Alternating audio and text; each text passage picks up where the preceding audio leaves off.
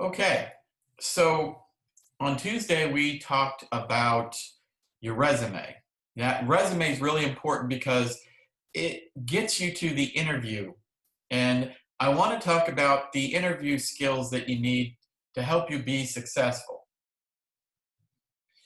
Now, before you even take your interview, there are some things you need to do.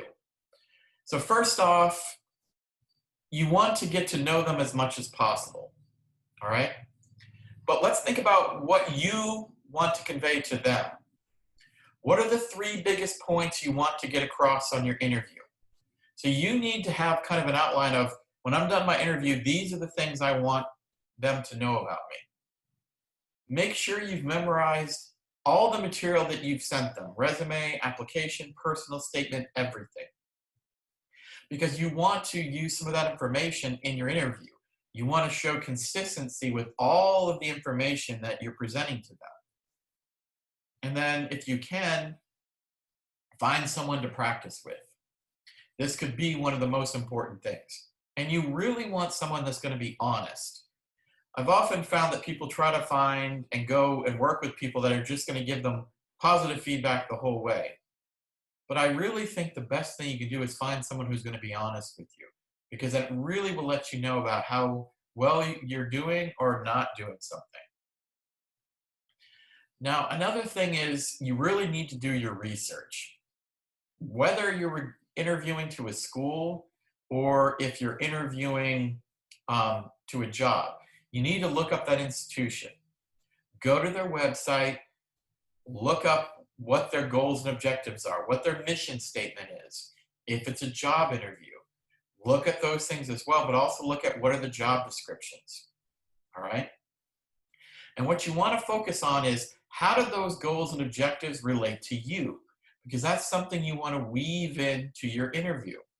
Because if they're talking about, well, we want to have an institution that promotes creative thinking, then you want to illustrate some points where you have done that, where you've been creative in your thinking and solving problems, because that will help you when you interview. And one of the most important things you can do are who are the people you're interviewing with, and try to know as much about them as possible. So I'm going to give you guys, like every professor, a personal story. When I interviewed to go to graduate school, I had looked up every single person that I was going to interview with over a 3-day period. I read most of their major papers, wrote notes about it. And when I met with them, I started asking them about their research, about their things. What I found out many months later was how impressed they were with that, how the committee, everyone voted to accept me because they felt like I had really done my work.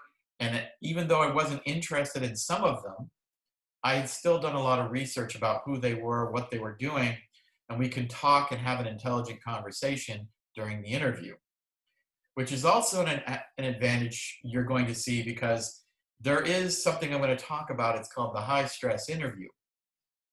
And if you can some way hijack it a bit so that you talk about their work and them, you can avoid the high stress interview.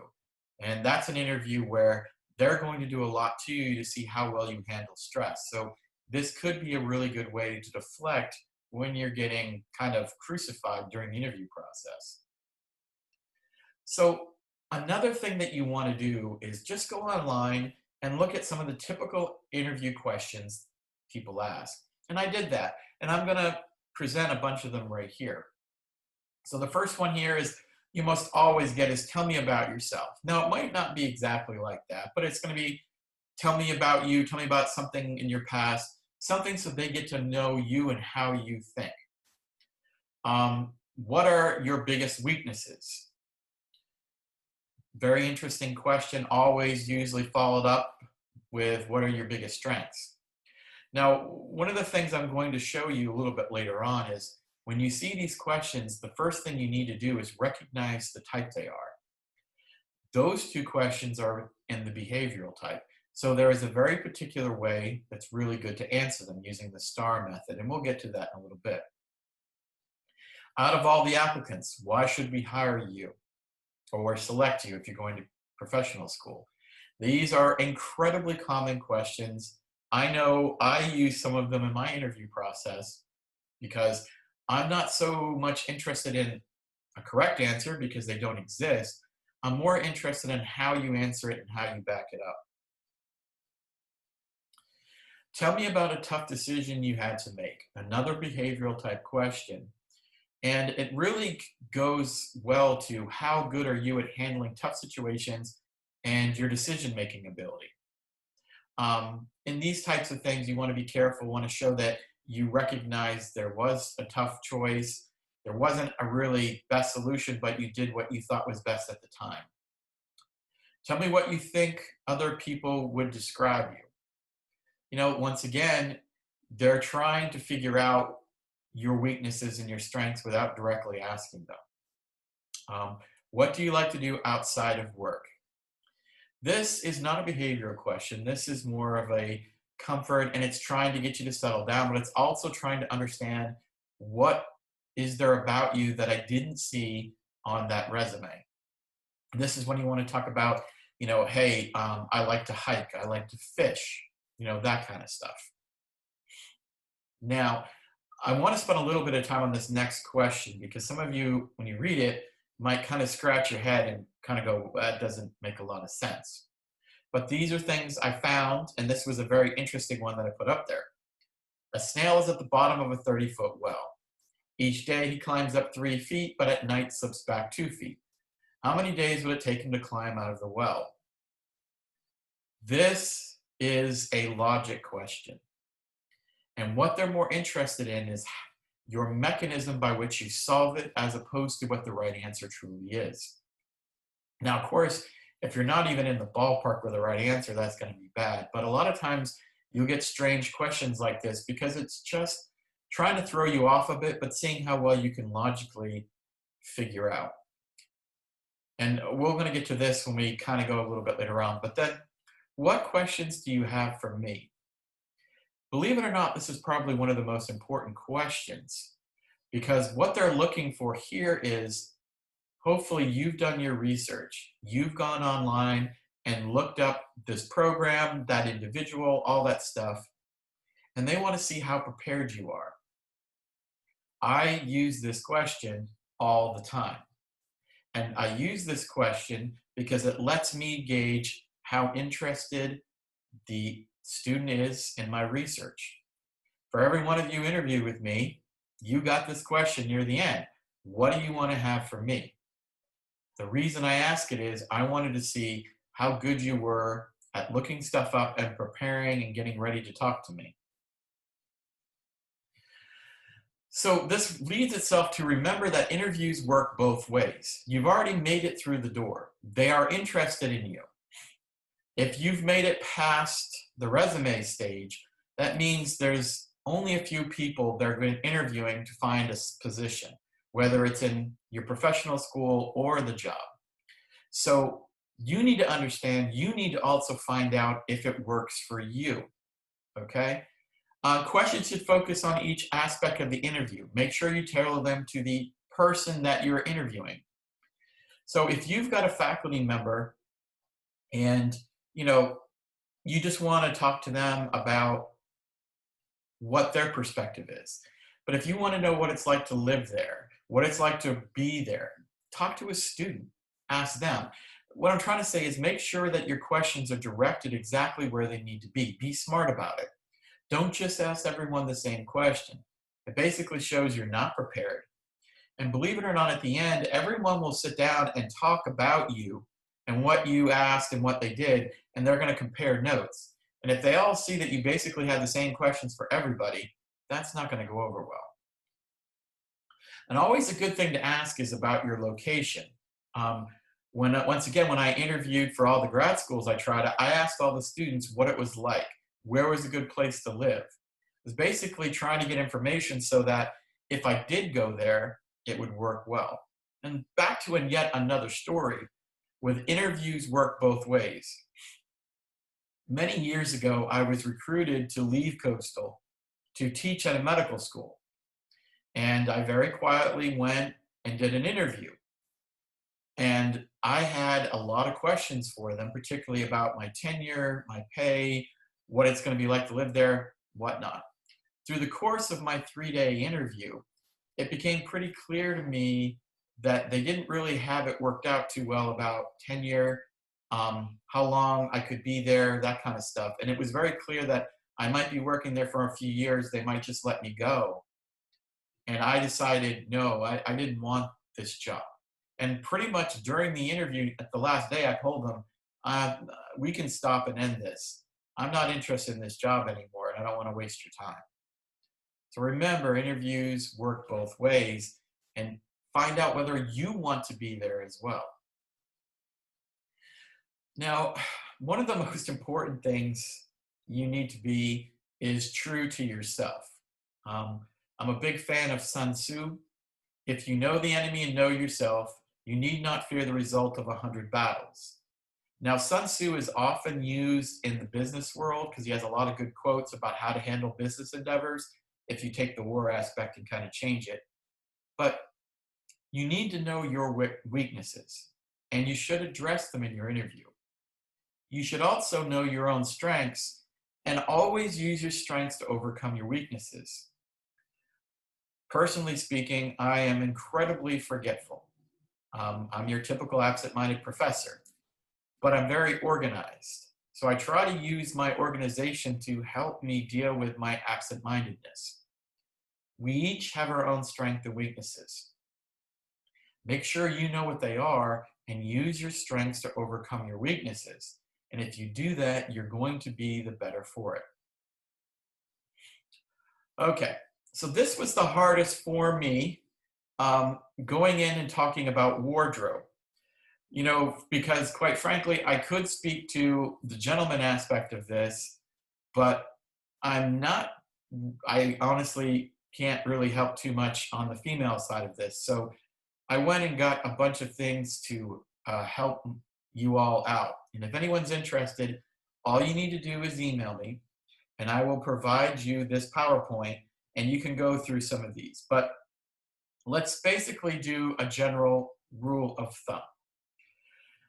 First off, anytime you go for an interview, it's business, casual, or business. So you want to make sure you're dressed to impress. One of the things I've always said is, if you took a picture of yourself and sent it to your grandmother, would she smile? Would she be happy? If the answer is yes, then you probably have done it right. If the answer is no, not so good. But it's not just how you dress. If we look at this picture here with the interview attire do's and don'ts for a female, one of the things that strikes me isn't just that the person on the right isn't wearing business casual, but the way her body position. It's kind of more, I'm kind of here, I'm whatever, you know. It looks like she just wasn't getting prepared for the day. Now, I know if you look at this, you might think, well, color is a bad thing, and I don't agree with that at all. I honestly think you can still be business casual or business, but you can still have a flash of color. And I think that that color can be very important to show your individuality. But basically, when you look at all these do's and don'ts, it's more about, you know, showing you very interested in the position, that you are a professional, that, you know, you are dressing to impress. Like I said, I'm not really the greatest with what a female should wear. So my suggestion is probably each and every one of you know a professional. Speak to them about what they wear. You know, I'm much better at talking about the do's and don'ts of gentlemen. Basically here you see it's business casual. You can see on this slide here, there's one person who doesn't have a tie, but he's got dress slacks, a dress shirt, just no tie and no blazer. That's okay. If you look at me, when I come to campus a lot, I tend to wear a pair of jeans, a shirt, a tie, and a pair of boots. Part of the reason I dress like that is I'm in the research lab a lot. Dress khakis do not make it in science very well. So I tend to always wear jeans so I don't destroy my pants. I very rarely ever wear a sports coat unless it's some really big thing. And if you look at the don'ts, my shirt is almost always tucked in. I don't really try to look like I'm wearing clothes that doesn't fit or doesn't, work for me. I'm trying to be professional, but I'm also trying to dress for my job and the demands that it has. So once again, remember you're trying to impress. So I go back with the whole thing about send a photo to your grandma. If that's something she wants, that'd be perfect. But I also would like to say, when you look at these, they seem to be very drab in color. And I don't agree with that at all. Throw some color in. So if you're wearing a suit like these gentlemen are, put up a colorful tie, put on a colorful handkerchief, something that can show some, basically creativity, because no one likes everything just one monotone color. But once again, that's your choice. Whatever, you need to have something that you feel comfortable with, because that's one of the most important things. And talk to people who have gone through this. You either are trying to apply to a job or going to professional school. And particularly for going to a school, someone did it last year, whether you're at the Scholars Academy or you're at college. Someone at your school probably interviewed at that location for that kind of position. Go talk to them. Find out what they do. Talk to your school. I can tell you that Coastal has a program where we keep track of all the questions and what it was like for everyone that interviewed. And they store that information and then we share it. We do the pay it forward thing. You go on an interview, we give you everything we have about interviews on that topic. All we ask in return is when you do your interviews, you write up a summary of whatever you saw, what you felt, and give it to us so that we can keep paying it forward. So at Coastal, I'm the person that really runs the interviewing stuff. You come and ask me about, hey, I'm interested in, I've got interviews for dental school. We literally have a complete file of all kinds of students who went to dental school interviews. And you can see the different types of questions and scenarios they faced. So don't reinvent the wheel. Someone's already done some work. Get some help so that you can do a better job and be prepared. Have a game plan. That goes back to what I said before about what are the main points you want that group, that institution know about you. Think about every time whoever you interview with, what do you think they're going to ask you and what information do you want them to have? Spend a lot of time planning. I know when I do these kind of things, the last time, like the job interview I told you about, I had 101 unique questions. And they were all broken down into the different people interviewing me. But I really had a very detailed plan about what I wanted to show in each interview and what information I wanted to get from them. And like I said, it helped me avoid a bad situation because I had some very good questions about what the job would be like. Always be prepared. Guys, I want you to know it's okay to bring in a binder. And that binder could have your resume in it, but it also could have your questions. So while you're in between interviews, you can basically glance at your notes and see, hey, this is kind of what I wanted to talk about, because your heart's going to be pounding. You're going to be nervous because you really want to pull this off. But, trust me, when we're interviewing you, we can judge a lot by your body position, the questions you ask, how you conduct yourself. And we know who's prepared and who's done a good job and who's just kind of winging it. Like I said before, be honest. Don't ever make anything up. I've only heard bad things when people start guessing, coming up with crazy stuff.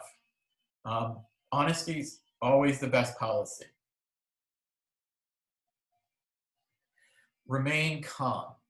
Now, this also means particularly how quickly you speak, the pitch of your voice, and your body positioning. When you're tapping your leg, when you're shaking your hands, there's a lot of things that we can pick up through your body language that lets us know if you're calm and patient. Now, I know this is going to be tough because you pretty much are very nervous. And across from you is some big professional that you want to be someday, a PhD, an MD, a DO, whatever the case may be. And yes, they've got a lot of life experience behind them, and you don't, but it's important to the best of your ability to remain calm. You can be nervous, but try not to portray that to the people that you're interviewing. And once again, watch your body language. Um, watch your hands and make sure they're not doing things that is distracting. When we look at this picture, you see a whole bunch of different ways this person is contorting themselves, and that portrays a lot of information about how they're feeling, what they're thinking. Be professional at all times. Whenever you're interviewing to go to a professional school or a job, they're looking for someone who is going to be a professional that can handle themselves very well. So you are going to have to convey that. And part of that is going to be on how you conduct yourself on the interview. Case in point, let's say you're graduating college and you want to go to medical school. And on your interviews, you're incredibly nervous, you're shaking around. That isn't going to be good, because there's going to be a time in your life where you're going to have to be the voice of reason, talking to someone who might find out they have cancer, or they might, whatever bad news you have to tell them. And they have to be able to look at you and see that confidence and professionalism that this person can help me get through this. And that's what they're looking for in some of these interviews. So you have to already start to have those traits, start developing, start learning them, because people are going to rely on you. And if all of a sudden you're telling them they got cancer and you're freaking out, how is that going to work? So I've always said, we always have expectations of these jobs that we're after and what traits those people should have. Why don't you start having those traits now?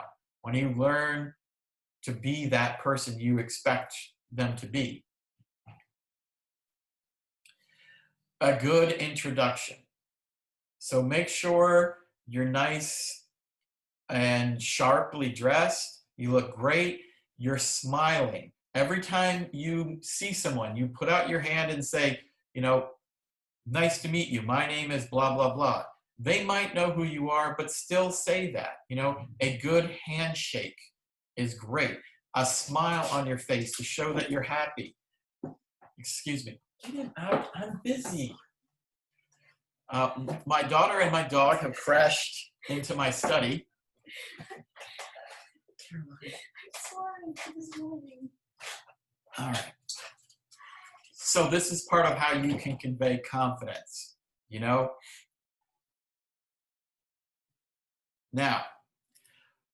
the hard part. So let's talk about the types of questions that are going to be sent to you. And they can be kind of put into 4 categories, basically.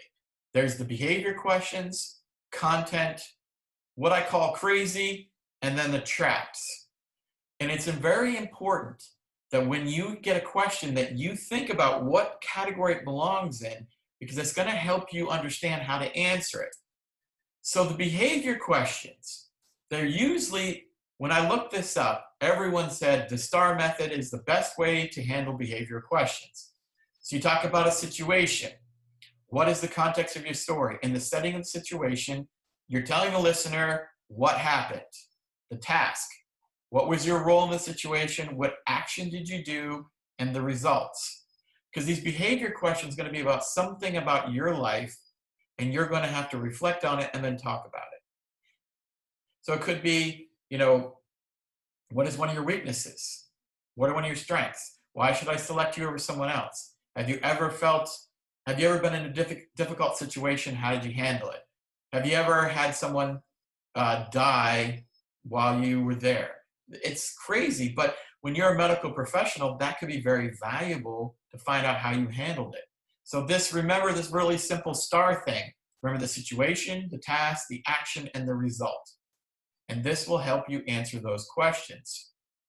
Because a lot of time, the behavior questions, the answer isn't as important as how you conduct yourself and how you explain yourself. So be honest when you answer content questions. These are tough because basically this is knowledge where that individual thinks you should know it. Okay? So they're asking information they feel that you should have learned, and they're trying to see how good you are when you didn't prepare ahead of time. If you do not know the answer, say something like, if I had to guess, if I'm not sure. So you're clearly saying you're guessing. You can always say, well, I don't know, but if you give me your contact information, I'll look it up and I'll get back to you. But if you do that, you better get back to them in a very timely fashion. This happened to me in my interview to grad school. They kept asking me questions after questions until there was a point where they're asking me about transcriptional factors on the ta-ta box. And I couldn't remember some specific ones. So I apologized and I said, I'll tell you what, I'll look this up and I'll get back to you as soon as possible. I looked it up that night, emailed the professor, and sent it to her. And her response was, you know, Paul, it's fine. I just wanted to see where your content knowledge ended. But I appreciate you looking up and getting back to me so quick. That really says a lot about your character. So these are great ways where you think you might have made a mistake, but your perseverance and tenacity can show through, and you can actually score points even off failures. But you just got to be smart about it. Now, the crazy question. Some questions are just, they're going to surprise you. They're just going to be strange. You're not going to understand them. One of my students, when they used to interview other students for my research, used to ask a question, if you could be any animal, what would it be? And the whole reason they asked it was because it was strange, and they wanted to see how quickly they could recover from such a strange question and how well they could back up the reason why. Because it wasn't important what the answer was for that question. It was more about how well do you handle a situation that is unique and something obviously you cannot prepare for. So when you look at this and you're preparing, understand there is no way to prepare for a crazy question. What you need to do is learn how to control your reactions and how to be clear of mind to answer them. And that's the best way. And finally, one of the most difficult questions to handle is the trap. These are questions you should know if you did your research or information you claim to know on your application.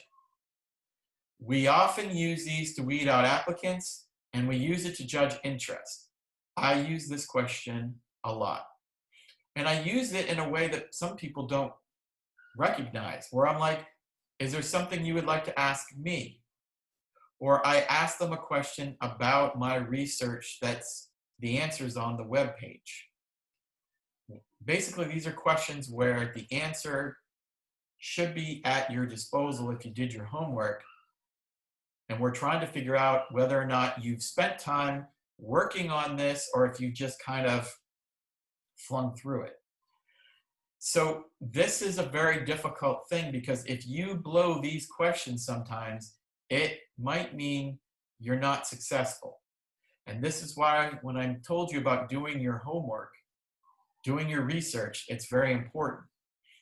For those people that interviewed with me, I asked you some questions that were available on my webpage. And what I'm trying to figure out is who's interested in me but only did superficial kind of work, and who's the people that spent the time to look up what I'm doing, the different projects, all that stuff, so that I can really see how tenacious they are. Because if I'm looking for a researcher, I want someone who can solve problems by themselves as much as possible. So I tend to ask these questions, and people that answer them make it further. People that don't, it doesn't work out so well for them. Oops. Now, another thing where people make mistakes is assume everyone you meet is interviewing you. Faculty, student, waiter, waitress, janitor, everyone. And I want to give you a story. When I was finishing up my degree, I was at Georgia Tech, and I was asked to be the student volunteer to take students out on to lunch and just get them lunch, talk to them, and then I reported back to the committee, unbeknownst to the people that I took to lunch. And one student made a very stupid mistake. At lunch, they start talking about how they didn't really want to go here. Their mom made them go, but so what? She didn't realize that me and the other student were on the committee for selection. So when we went back, we told the committee, this is what they said. And based just on two students' opinion, they decided not to take her, even though the faculty originally wanted her because she did so well in the interview, but because of this one thing, she was out. Sometimes they'll set you up where there'll be an experience where you might have some sort of conflict with like a slippery area by a janitor setting up and how you handle it. And that might be part of a process to see how you handle conflict. Unbeknownst to you, you think it's part of your normal day. So literally, when you get out of that car or that airplane, be very careful because you have no idea who's part of the process to find out what they need to know about you. So always make sure that whatever you do or say, that you're willing to tell the selection committee that information. All right, now we've talked about the different styles of questions. I want to talk about the two basic types of interviews. One is called the laid back approach. The other is high stress. And each of them have very different aims. And I would also like to point out it is possible where you can start an interview with one person, it starts out one way and ends the other. So it's these things that you need to remember when things move and how you need to recognize what is coming at you. So for the laid back approach, these are going to be ones where it's a committee interviewing you at once. Very rarely is it high stress. And what I mean by laid back is they're just going to ask you questions. They're going to get to know you. A lot of times dinner meetings, lunch meetings can be that way. When they take you out to lunch, it's more of a laid back. They're not going to be asking you a lot of content questions. There might be the laid back approach, there'll be behavioral questions, but they're mostly going to be about getting to know you so they can understand you. Same thing when you go out to dinner. It's going to be a little bit more laid back. There might be a few content questions, but they're not really going to press them too much if you get them right or wrong. But the experience I've seen with myself and my students, content questions, trap questions, tend to be more one-on-one. So it's important that you recognize the type of interview when you're there so that you can understand what they're trying to get at. Now, the next one is the high stress approach. And basically, the whole purpose of this type of interview is to make you uncomfortable and to see how you behave. A friend of mine who is an MD tells a story about a colleague of his. He was an older gentleman, and he nailed shut his window that was right next to the chair that the interviewee sat in. And then he had maintenance come in, putty up the holes, sand it down, and paint it over so you couldn't tell that the window was nailed shut.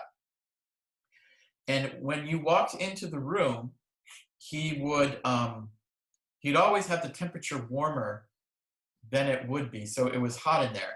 And he would shake your hand, and then he would turn very slowly like he's getting back in his chair and said, "Could you do an old man a favor and open up that window to cool off the room?" Well, obviously, there's no way you're going to open up that window. And then he would get cross with the person and say, "Could you stop being mean to an old man? I can't come over there and open it. Please open it for me." And he would be like, "Why are you playing these games? It's just a simple window. Open it up." It was all about how you handle that situation. The best answer is to try it, turn around and say, "I'm sorry, sir, there seems to be a problem. It won't open." As he gets more and more upset, be like, "Well, sir, maybe we need to get maintenance involved. I'm really not capable." It's about how well you handle that stress. in an interview I had, it was a mixture of a trap question and content where they were going back and forth between them and eventually trying to get me unnerved with this constant stream of trap and content questions where I was supposed to know the answer. And eventually they got to a point where there was something I couldn't answer. And I basically did what I suggested for you guys to do. I'm sorry, I don't know the answer.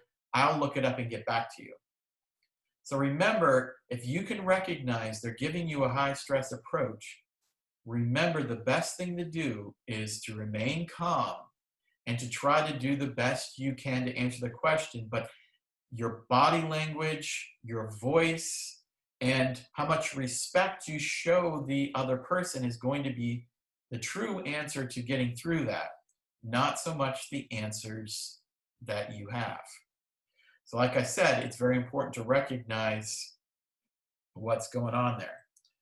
All right, so with that said and done, I'm going to end the